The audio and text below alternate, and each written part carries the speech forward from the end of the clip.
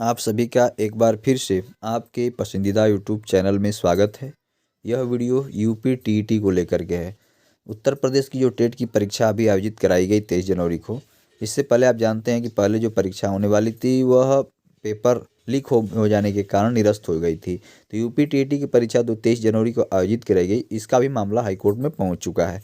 सबसे पहले तो प्रश्न का मामला जाने से पहले टेट 2017 के प्रश्नों को लेकर गया है कि टेट 2017 के प्रश्न प्राथमिक स्तर में भी पूछे गए हैं और उच्च प्राथमिक स्तर में भी पूछे गए हैं। तो इसको लेकर के अभ्यर्थी कोर्ट में पहुंचे हैं। अब वो मामला क्या होगा वो आने वाले समय में तय हो पाएगा। लेकिन यहाँ पर स्थिति ये है कि अब यूपी टीटी की परीक्षा के बाद सरकार की तरफ से ऑफिशियल आंसर की भी जारी कर दी गई है। नीचे प्रश्न है कि टेट में इन प्रश्नों पर मिल सकता है नंबर, किन किन प्रश्नों पर नंबर मिल सकता है, इसके बारे में भी इस वीडियो में हम लोग चर्चा करेंगे कि यूपी टीटी की जो परीक्षा हुई है कौन कौन से विवादित प्रश्न है। यह आज के समाचार पत्र में दिया हुआ है, इसको अब आपको हम दिखा देते हैं और उसके बाद इसके बारे में विधिवत आप एक बार चर्चा भी कर लिया जाएगा कि इसमें क्या हो सकता है, क्या ये नंबर वास्तव में सभी अभ्यर्थियों को मिलेंगे। तो प्राथमिक स्तर उच्च प्राथमिक स्तर के विवाद तो फिलहाल कोर्ट में पहुंच ही चुका है टेट 2017 को लेकर के। अब आंसर की को लेकर के भी मामला कोर्ट में जा सकता है।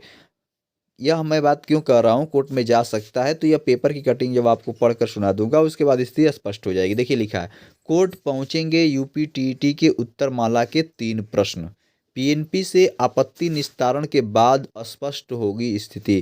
कहने का मतलब है कि जो आंसर की सरकार की तरफ से जारी किया गया है पीएनपी की तरफ से उसमें आपत्तियां जाएंगी, प्रश्नों पर आपत्तियां जाएंगी। उसके बाद जब पीएनपी निस्तारण कर देगी, उसको बाद भी अगर सही स्थिति का निस्तारण नहीं करती है उसके बाद मामला कोर्ट में प्रश्नों को लेकर के भी जाएगा। देखिए मामला क्या पहले पढ़ देते हैं।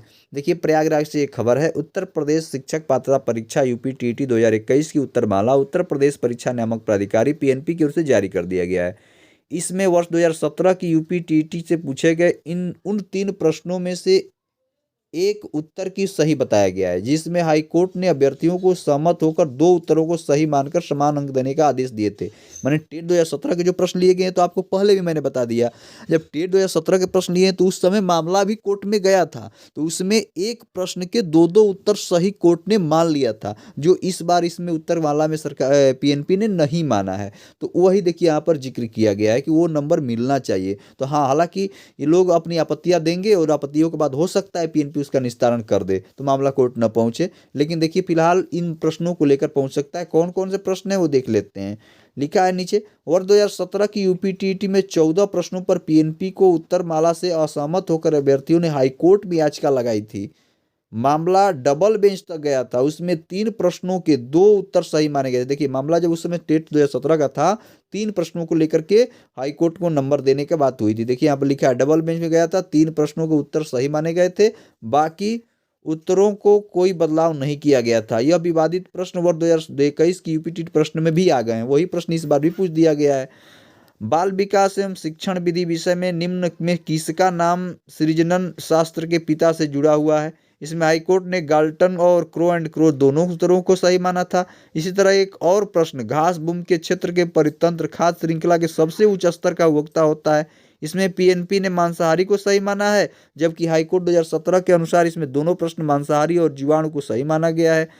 एक अन्य प्रश्न का भी उत्तर समान अंक के 2 आदेश देने का आदेश दिया गया था। एक अन्य प्रश्न के आंख की किरकिरी होने का अर्थ है प्रश्न पर हाईकोर्ट के आदेश पर अप्रिय लगना और कष्टदायी होना, दोनों को सही मान लिया गया। कोर्ट में 3 प्रश्नों पर 2 प्रश्नों का उत्तर सही माना गया था। कौशाम्बी में सहायक अध्यापक अनिल कुमार पांडे का कहना है कि वर्ष 2017 की यूपीटीटी में कोर्ट द्वारा इन प्रश्नों को वर्ष 2021 की परीक्षा से हटाकर कोर्ट में संभावना को रोका जा सकता था, लेकिन इस बार पीएनपी ने उस प्रश्नों को ही दे दिया।